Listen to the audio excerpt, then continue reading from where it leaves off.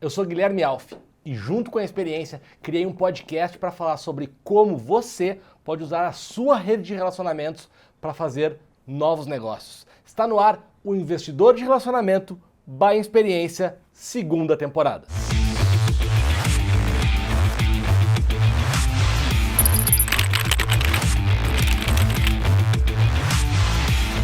Senhoras e senhores, estava com muita saudade. Ficamos algumas semanas separados porque encerramos a primeira temporada com grandes convidados. Foram aprendizados incríveis que a gente teve aqui. Se você está chegando agora aqui no podcast, Investidor de Relacionamento by Experiência, tem 17 episódios para trás para você ouvir, muita gente legal, muita história bacana. E a gente começa a segunda temporada desse podcast com uma presença ilustríssima, Jackson Foman, meu parceiro, tudo bem? Alfi, tudo bem? Prazer estar aqui contigo. Cara, que honra te ter aqui estreando a segunda temporada. Pô, uma honra minha. Na real, depois que acertaram o cachê contigo dos os milhões de dólares para te trazer aqui, eu falei, então vai ser a nova temporada para estrear com Foman. Vai dar tudo certo aí. Começar com o pé direito. Cara, obrigado por ter topado aí bater esse papo comigo aqui no podcast. A gente vai falar sobre rede de relacionamento. Eu tenho um montão de coisas que eu quero saber da tua carreira como atleta, agora como cantor, como palestrante. Acho que tem um montão de coisa e o podcast, cara, é para falar sobre rede de relacionamento em muitos mundos, em mundos completamente diferentes, assim. Isso é muito legal, assim. Eu tenho recebido vários convidados de áreas completamente diferentes e é o primeiro jogador, né, que eu vou receber, jogador barra cantor barra palestrante. Agora o About Me do Foman tá gigante no Instagram. Cara, antes da gente começar, aliás, começando já, você tinha dois sonhos, né? Que era ser jogador de futebol e ser cantor, e você conseguiu realizar os dois. Cara, eu realizei o sonho de sair de casa com 13 anos, né, Alfi, para me tornar um atleta profissional e ir em busca desse sonho, né? Como criança, tive sonho como qualquer outra criança, né? E outro meu sonho, como você citou, é ser músico, cantor. E agora eu tô começando a dar os primeiros passos, a realizar esse sonho, né? Que também estou super feliz, motivado por novos projetos, novas oportunidades. E na época, quando eu saí de casa com 13 anos, fui fazer meu primeiro teste no Grêmio em Porto Alegre. Eu sou de uma cidade chamada Alecrim, no Rio Grande do Sul. Tem mais ou menos 6, 7 mil habitantes, então é uma cidade pequenininha. Sim. E era um desafio muito grande em poder sair de casa tão cedo, sair do conforto da família, né? Conforto dos amigos. Com 13 anos isso? Com 13 anos. E seus pais, assim, apoiaram? O meu pai foi um cara que me apoiou mais. A mãe é aquela coisa de mãe, né, cara? Sim.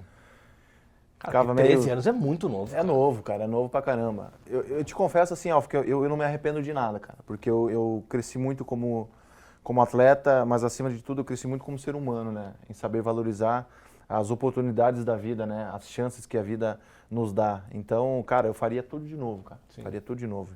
Fiquei no Grêmio um ano e pouquinho. Acabei passando no teste, fiquei no Grêmio. Já como goleiro? Já como goleiro das categorias de base do Grêmio. Aonde vou pro Juventude, fico 3 anos no Juventude. E em 2010, esse sonho de se tornar um atleta profissional começou a se tornar realidade, né? Eu acabei tendo alguns destaques na Copa São Paulo, que é um dos maiores campeonatos das categorias de base hoje no Brasil. E quando a gente encerrou a nossa participação da Copa São Paulo, eu recebi o convite e o supervisor na época falou que eu ia compor o elenco profissional, né, do Juventude.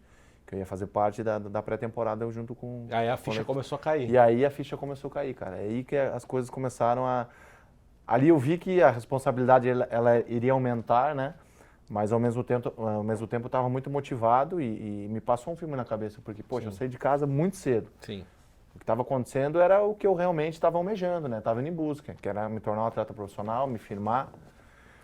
E fiquei no sub-profissional, descia na véspera dos jogos do sub-20, jogava no sub-20 e na segunda-feira sempre retornava para o profissional. Em 2011 fui todos os jogos no banco, no profissional. E aí em 2012, o ano todo de 2012, foi o ano que eu pude dar sequência, pude jogar como goleiro titular do Juventude na época. Eu joguei Campeonato Gaúcho, Copa do Brasil, Campeonato Brasileiro. Tive uns destaques interessantes, né? E no final de 2012, o Grêmio foi comprar aquele pacotão que era eu, o Alex Telles, o Ramiro. Sim. o Bressan. E aí acabei retornando para o Grêmio, né? Agora numa situação bem diferente, né? No profissional. E o interessante da história, assim, Alf, que eu encontrei o Dida, cara. O Dida é um grande ídolo meu. E eu poder trabalhar... Um dos maiores goleiros da história do futebol brasileiro. Exatamente. Um cara vencedor, o que disputou praticamente venceu tudo, né? Sim. Sem sorrir. Exatamente, sem sorrir, é verdade, cara. O Dida, tu tocou no assunto de sorrir, ele deu entrevista quando ele se apresentou e no último dia que ele foi embora do Grêmio. Ele não dava entrevista, um cara muito sério. Mas os bastidores eram um cara... Tanto que a gente brinca que é o Nelson, né? Nem é o Dida, é o Nelson, né? Porque o nome dele é Nelson. É Nelson o nome dele? Nelson, Eu não o nome sabia. dele é Nelson. E... Ele não tem cara de Nelson, ele tem cara de Dida, cara. E, cara, assim, é muito gratificante, né, Alfê, você poder, querendo ou não, defender o teu time do coração, né, o teu time de infância, da tua família, e, cara, tá junto do teu ídolo.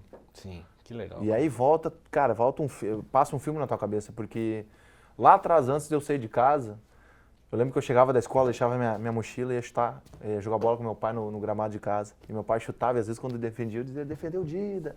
Cara, era aquela coisa toda, né? Legal, olhando. Cara. E, poxa, eu fiquei 1 ano com ele trabalhando, então eu pude explorar ao máximo, né, de uma forma positiva. E um cara nota mil, que hoje é um meu amigo também, né? E é legal porque você acaba contando histórias. A minha curta carreira dentro do esporte é uma carreira que eu tive muitas conquistas positivas, né? Sim. Conquistas que eu tenho orgulho de falar porque, como eu te falei, querendo ou não, me fez crescer muito como profissional e como um homem, né?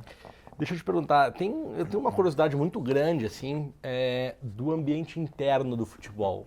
Acho que todo mundo, porque 99,9% das pessoas que gostam de futebol não convivem dentro do vestiário. Sim. Né? Que o vestiário, como se fala no futebol, é o ambiente ali do grupo e tal. Quando você chegou no Grêmio, lá em 2013, com o Dida, e eu lembro que era um ano que tinham vários jogadores, assim, né? Como que foi, assim, como que é essa adaptação, como que é esse relacionamento entre os atletas mais novos, mais antigos, mais vencedores? Cara, é uma pergunta muito interessante, Alf, porque a gente vindo de um clube menor, onde você chega no Grêmio, você encontra Dida, você encontra Barcos, Zé Roberto, Elano, o próprio Marcelo Groy, cara, tinha o Dudu, o Vargas, então, Kleber. o Kleber. Aquele time tinha jogadores que tinham uma história muito linda dentro do esporte, né, dentro do futebol. E aí você chega todo tímido, não sabe como as pessoas vão te receber. E, cara, a gente vira mais fã dessas pessoas, desses caras que venceram dentro do esporte, porque a humildade é muito grande. As pessoas nos deixaram em casa, fizeram que a gente se sentisse em casa, né? Nos deram uma liberdade para poder trabalhar. Na época era o Vanderlei Luxemburgo, também um técnico renomado, um técnico vencedor. E como é um trabalho em conjunto, um trabalho em grupo, a gente sabe que precisa de todo mundo, né, cara? E um grupo de futebol, você não tem os 11 que estão dentro de campo, ou melhor, os 20, 21 que estão relacionados. E sim, 30 atletas, 40 atletas. Porque a gente sabe que aquele cara que está na arquibancada hoje, a gente vai precisar dele em um jogo. Ele vai decidir um jogo para você. Então, cara, eu vejo muito essa parte do relacionamento. Né? Você tem que ter um relacionamento muito bom. Porque você convive mais com teus colegas de trabalho do que com a tua família. Com a família. Todo o tempo você está concentrado, todo dia você está ali convivendo, treinando. Tem momentos que, poxa, são 30, 40 caras. Tem dias que você não está legal, tem dias que é difícil você trocar uma ideia.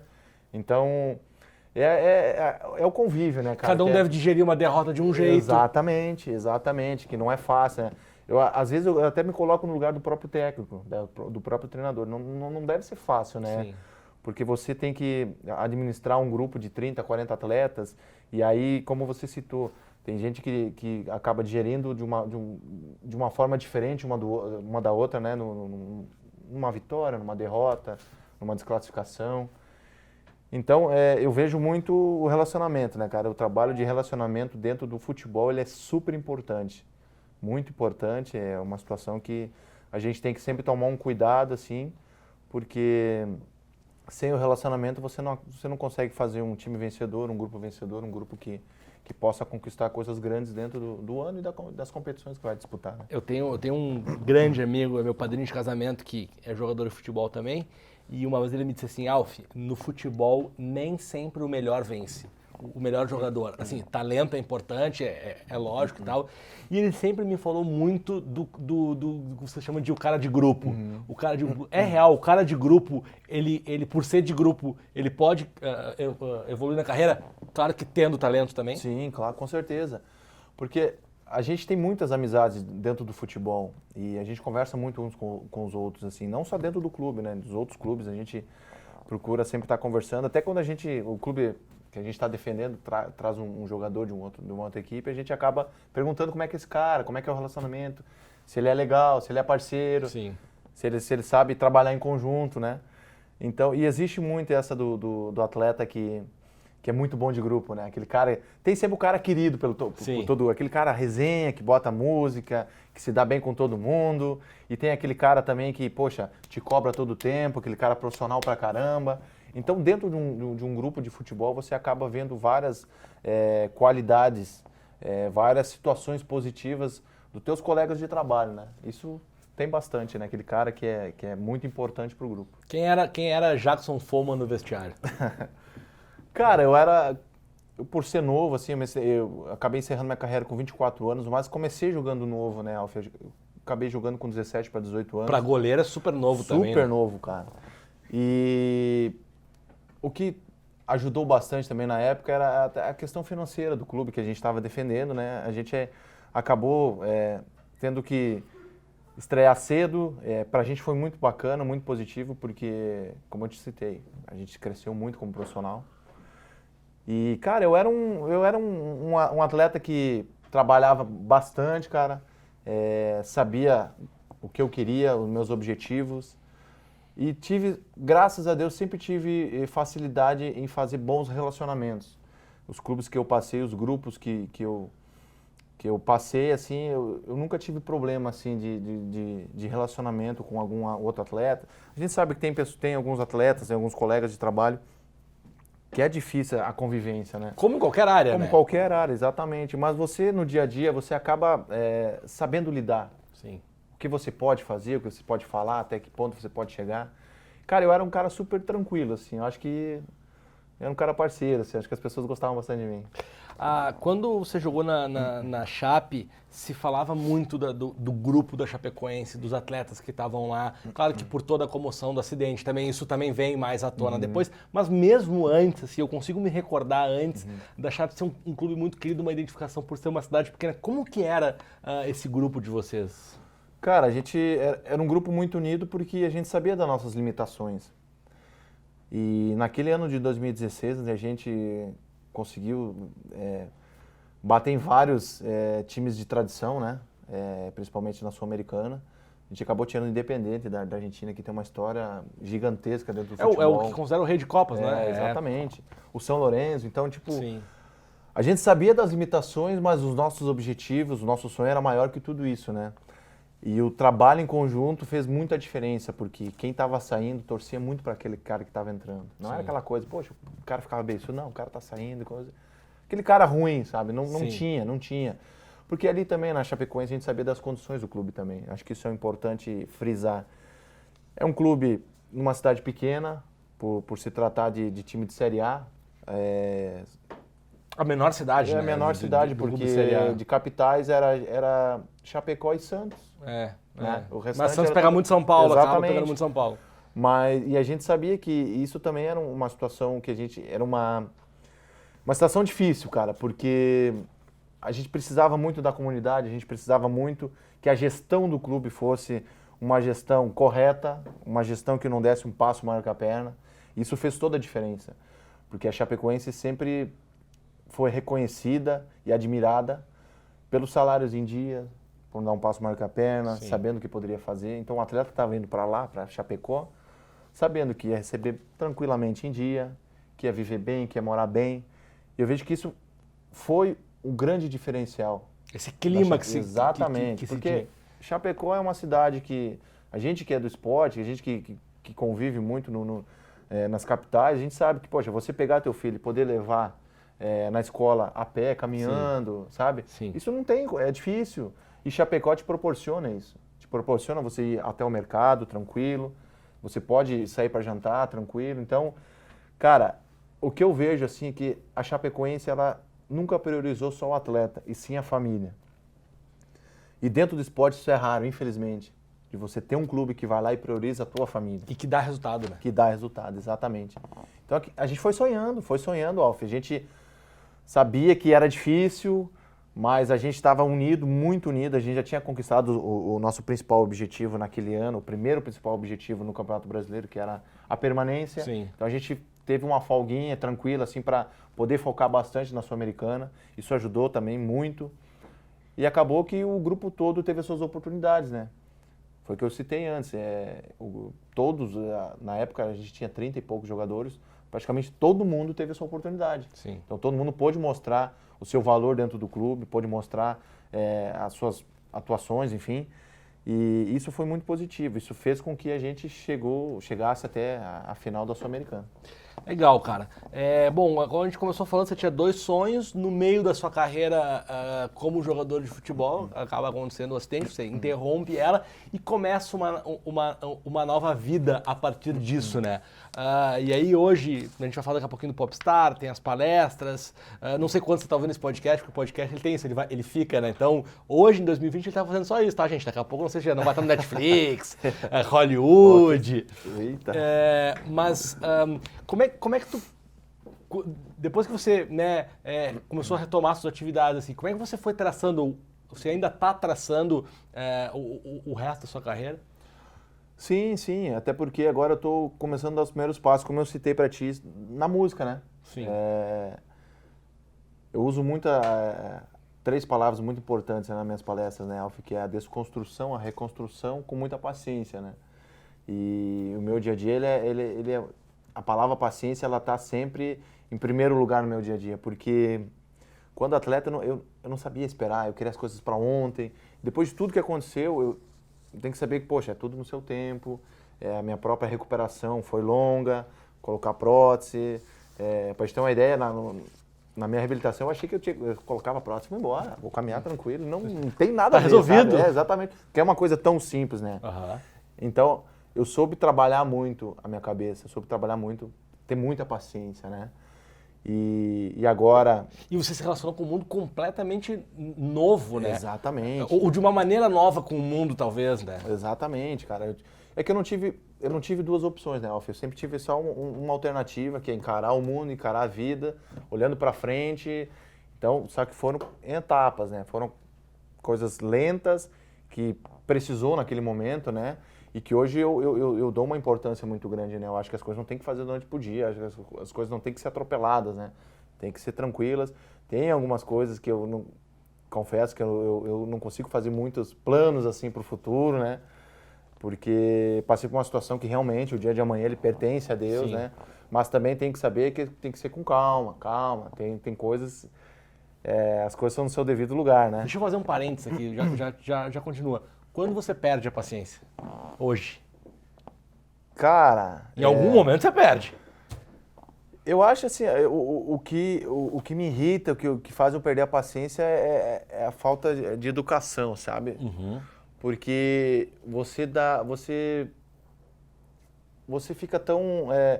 você se prepara, às vezes, para algum evento, assim... Eu sou um cara, assim, que como eu te falei, é fácil eu fazer um relacionamento. Então, assim, às vezes você chega num lugar, assim, as pessoas, ou tem algumas pessoas que não sei, a palavra não te recebe bem, mas que é o jeitão dela, assim, meio fechado, meio, sabe? Sim. Tu aqui, eu ali. Eu não gosto disso, sabe, Sim. cara? Eu acho que a própria recuperação, as pessoas, todo mundo rezou e torceu, enfim, pensamento positivo, todo mundo junto, aquela corrente toda. Eu sou do povo, cara. Então, Sim. assim, eu gosto de tratar Sem as pessoas... frescura. Exato, eu gosto de tratar bem as pessoas, Sim. sabe? E eu quero que as pessoas também me tratam bem, não pelo acidente, sim pela pessoa que eu sou. Eu vou te dizer uma frase que eu disse no podcast aqui, alguns podcasts atrás, não lembro qual foi o episódio. Cara, eu sou muito parecido contigo nesse aspecto, assim. Sabe por quê? Porque é muito mais legal ser legal do que ser cuzão. É verdade. É isso, cara. É muito mais legal, cara. É mais legal ser legal. Poxa. Né? A vida flui melhor, é melhor pra todo Meu mundo, Deus. cara. E é o relacionamento, né? Porque a gente tá falando aqui, cara. O relacionamento de você chegar nos lugares, conhecer pessoas novas, conhecer histórias novas, né? Sim. Acho que isso não tem preço, cara. E aí, os lugares que, pelo menos onde eu tô, assim, as pessoas, poxa, que legal, cara, tu é um cara autoestima, o cara pra frente, o cara pra cima. Só que eu sou esse cara desde antes. pequenininho, cara. Sim. Então não é pelo acidente. É lógico que a gente acaba dando uma outra valorização para as coisas simples da vida, né, pro dia de hoje. Mas eu sempre fui aquele cara alegre, aquele cara feliz, cara. Eu vejo que a vida só é bonita para quem vê beleza nela. E para mim a minha vida tem uma beleza gigantesca, então a gente tem que tocar a vida para frente, sempre com um sorriso no rosto, cara. E bora. E bora. Cara, e aí essa história do Popstar, como é que chegou assim? Alguém te ligou? Como que foi? Porque daí você gostava de cantar, já quem te segue lá nas redes sociais vê que você cantava e tal, mas daí como é que começou a ficar mais séria essa história? Cara, o convite foi uma coisa muito louca, assim, porque eu participei do programa da Fátima Bernardes lá atrás, quando... Foi logo na semana que eu dei alta do hospital. Eu tava ainda de cadeira de roda, bem fraquinho. E a produtora do programa me ligou. Tô um dia, uma tarde em casa, lá em Chapecó, ela me ligou. Foma, aqui é fulano de tal, produtora do programa da Fátima. Tu conhece o programa Popstar? Eu falei, conheço, assim, tipo, não a fundo, mas conheço, assim. Então, o programa Popstar é assim, com atrizes, com atores, com pessoas ligadas à mídia. E me veio uma ideia muito louca aqui. Eu quero colocar o teu nome, porque eu vi que tu gosta de cantar, eu te sigo nas redes sociais, eu vejo que tu tem uma identificação muito forte com a música. Olha a importância, gente, botar nas redes sociais. Exatamente. Olha a importância Coloque. aí. E, cara, ela falou assim, posso levar o teu nome? Eu falei, não, pode. Tu não conhecia? Cara, não conhecia. Assim, ó, eu fiquei pensando assim, não, bacana, legal a ideia, mas, cara, o que eu vou... Não é... O que eu vou fazer lá, no meio das pessoas, os atores, as atrizes, né? Sim. E, cara, passou alguns dias, e aí ela me ligou, Foma, o teu nome tá indo pra reunião da direção. E eu falei, opa, aí comecei, né? Tá ficando sério esse negócio. Tá ficando sério o negócio, né? Beleza. No outro dia ela ligou, Foma, eu tô super feliz porque foi aprovado o teu nome, o pessoal vai te ligar. E eu, poxa, fiquei feliz, minha esposa, eu tava no carro com a minha esposa do lado. E tua esposa tava grávida nisso, né? E minha esposa tava grávida, sim. Aí quando eu desliguei o telefone, eu olhei pra André e falei, meu Deus, o que eu fui fazer? O que eu vou fazer, cara? O que eu tô me enfiando? O que eu vou cantar, como vai ser, como eu vou me portar perante as câmeras. Eu falei, caramba, mano, onde é que eu fui amarrar meu burro, né? E, cara, foi uma oportunidade incrível, incrível, porque eu pude me redescobrir fora do esporte, né? Uma oportunidade fora do ramo do esporte, mesmo eu sendo um amante da música, amando muito a música, gostando da música, era uma situação nova, porque é um programa onde milhões e milhões de pessoas estão assistindo, e eu vejo muito que o meu maior concorrente, assim, era eu mesmo, cara. Sim. Porque era um desafio muito grande, como eu ia me portar perante as câmeras naquela apresentação de domingo. Então foi muito... Era ao vivo, né? Tudo ao vivo. Os dois primeiros programas não foram ao vivo. Do terceiro em diante foi tudo ao vivo. Então, cara, foi passando as apresentações... Dava um nervoso, assim? Dava, nossa. E era um nervoso parecido com o jogo ou nada a ver? Cara... é diferente, sim, sabe? Mas é um friozinho gostoso na barriga, porque... Sim. Na verdade, assim, no esporte, você tá treinando todos os dias. Sim. E o goleiro, eu como era goleiro, treinava muito e muito mais que os outros caras da linha. Às vezes para nem tocar na bola no jogo, né? Sim. E a situação da música ali, eu ensaiava em casa, tipo, dentro do meu quarto lá, ensaiava 1, 2 dias. Aí no sábado ensaiava lá no palco e domingo fazia as apresentações ao vivo. Era diferente. Porque querendo ou não, era uma situação nova pra mim. Sim. No esporte eu comecei cedo. Sim. A música, mesmo Sim, teve toda uma base, tu cumpriu etapas. Exatamente. Ali tu foi pra Globo. Mas, cara, foi muito legal, porque eu fui sonhando conforme as minhas apresentações, né? E te confesso que pensando e sonhando com a conquista do programa, foi lá na frente, sabe? Eu tava muito realizado em poder estar lá, né? Porque a minha preocupação era passar uma mensagem legal no meu canto. Sim. As pessoas verem que eu estava subindo e cantando com verdades, com o coração. Tanto que eu me emocionei várias apresentações. Foi lindo, cara, foi bacana. Eu acompanhei. E você ganhou, era voto popular, né? Você teve alguma estratégia das suas redes que você estava fazendo, ou foi algo mais orgânico mesmo, assim, de mostrar a tua verdade e deixar o público... Cara, eu acho que as duas coisas, assim, eu procurei sempre mostrar minhas verdades em todas as minhas apresentações, mas eu sabia como era importante eu também comunicar os meus seguidores, como teria que fazer para votar, se cadastrar, dar aquela nota 10 que era importante.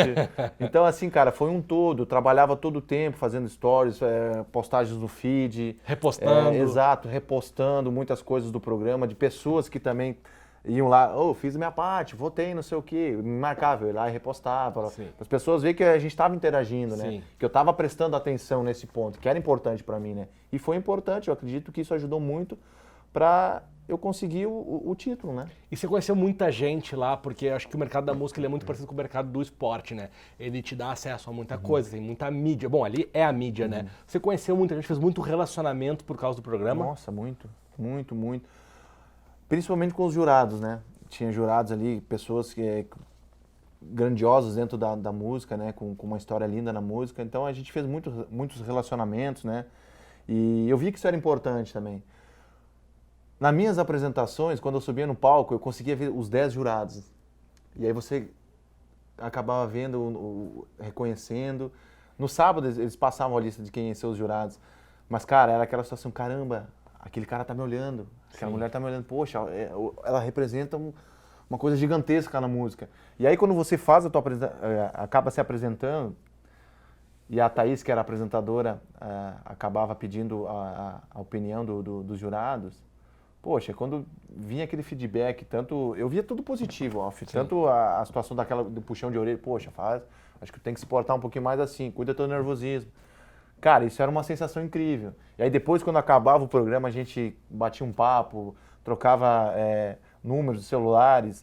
Poxa, e aquela situação, aquela pessoa que tem uma história bonita na música, conta comigo. Que legal. Vou te ajudar, sabe, cara? Aí você vê o e vê que quer ajudar de verdade, né? Exato, e você vê quão é importante o relacionamento, né? Você poder estar transitando em lugares onde tem pessoas importantes.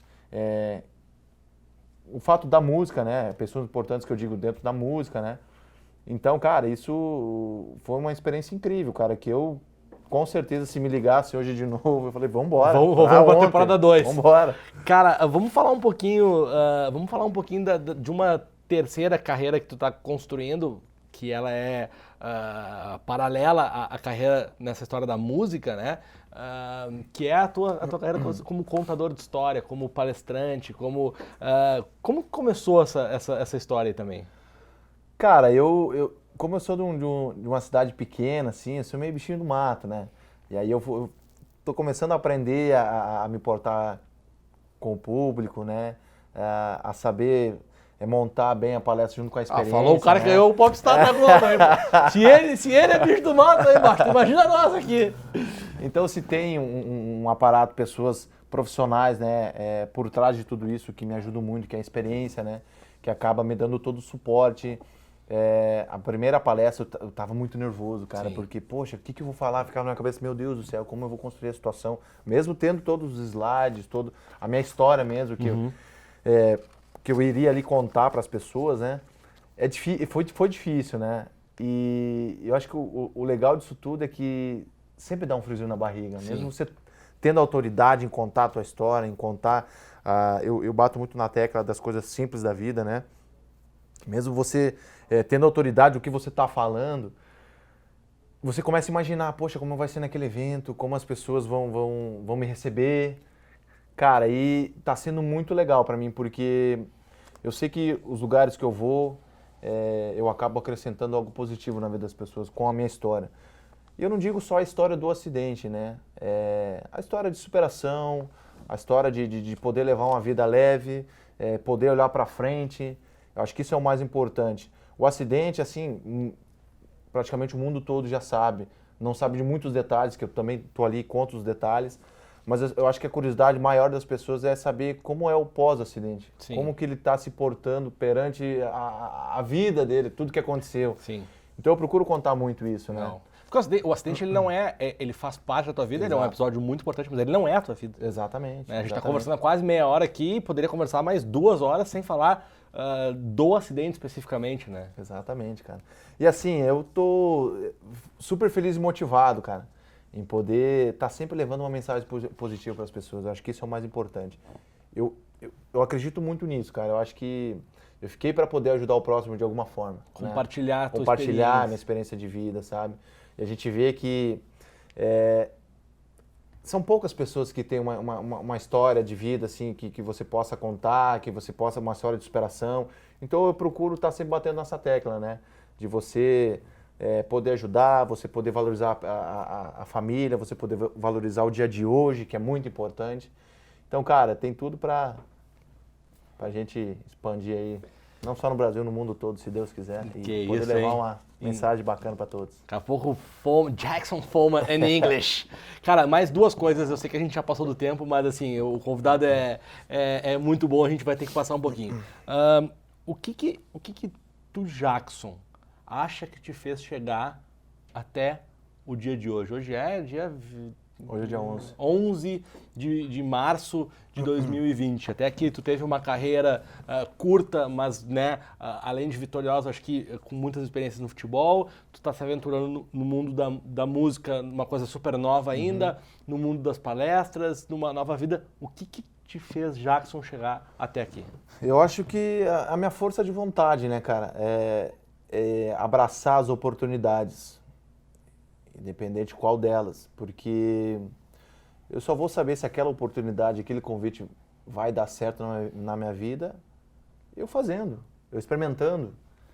Então eu acho que a minha força de vontade, de querer encarar a vida de frente, querer viver, eu sempre falo assim, eu perdi minha perna, mas eu não perdi a vontade, a gana de viver. Cara, eu tenho uma vida longa pela frente, se Deus quiser. Tenho 27 anos, agora fui pai recentemente, né, cara? Então são conquistas assim que fazem cara, te deixa assim com mais ânimo, mais vontade de seguir, de abraçar os projetos. Então eu acho que é isso, a minha força de vontade me fez chegar até aqui, cara. Eu procuro estar, tomara que vivendo muitos e muitos anos aí e podendo ajudar sempre. E o que o Jackson daqui, você está com 27, você sabe que a gente vai viver muito, né? Se Deus quiser. É novo eu e você aqui, a gente vai viver muito. O que o Jackson lá, quando você tiver seus 80, 90 anos, o que você vai querer ter deixado de legado para o mundo da sua história? Cara, é um cara que jamais desistiu, mesmo que teve uma dificuldade muito grande na sua vida, mesmo que teve que encerrar a sua carreira com 24 anos, praticamente no auge. A força de vontade, né? O cara que nunca desistiu, que sempre batalhou e que construiu uma história e que venceu, acho que acima de tudo, né? É isso que eu quero passar para o meu filho. Eu quero que meu filho tenha orgulho de mim. Eu quero que as pessoas que me conhecem tenham orgulho da minha história, do que eu passei, de como foi a minha reconstrução. E, cara, elas vão, pra mim, vão sempre ver o Jackson Foreman tocando em frente, com um sorriso no rosto e levando a vida leve, cara. Eu acho que, acima de tudo, tem uma história linda, né, de superação. Acho que é isso aí, cara. Acho que não dá pra fugir muito disso. Que legal. Antes da gente encerrar, então, de vez, a gente sempre tem aqui um quadro final que é 3 dicas que não vão mudar a vida de ninguém. Por que eu digo que elas não vão mudar a vida de ninguém? Porque é muita pretensão nossa achar que um podcast de 30 minutos vai mudar a vida de alguém. Mas são dicas que, cara, ajudam as pessoas a refletir, ajudam as pessoas a melhorar. Então, eu vou dar 2 dicas e você dá uma, assim.